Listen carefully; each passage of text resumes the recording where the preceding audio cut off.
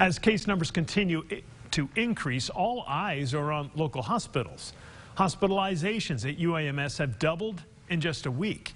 Jessica Rank joining us live from the hospital. And Jessica, these numbers not nearly as bad as what we saw with the Delta variant, but UAMS says it still could have a big impact, especially on day-to-day operations.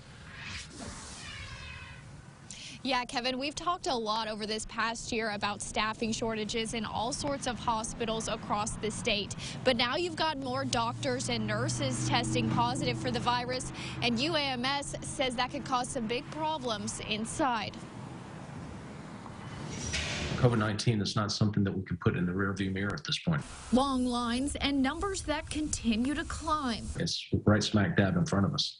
Among these cars, UAMS says doctors and nurses are also getting tested. It's quite possible that we could end up with 10 or 20% of our workforce on quarantine. Dr. Cam Patterson with UAMS says it's a wake-up call. This week, nearly 500 staff members are positive or quarantined with COVID-19. I'm very concerned about the resiliency of our care providers at this point. Patterson says hospital staff is stretched thin, worried another surge could be the breaking point. This week, UAMS reported 49 patients in the hospital with COVID-19.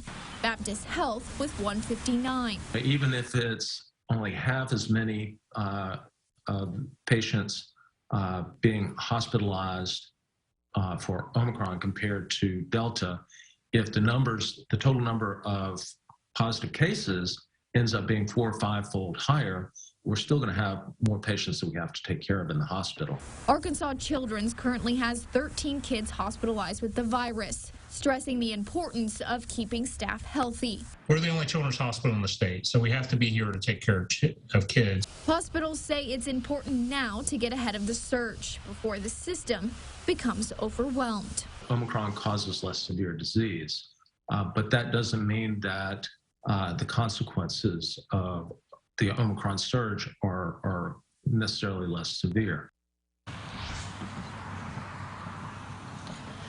Now, that 500 does not include all those people and the staffing shortages that the hospital was dealing with earlier this year. I did contact the hospital just to give you guys some perspective with that 500. Before the pandemic, the hospital says they were dealing with somewhere around 150 vacancies.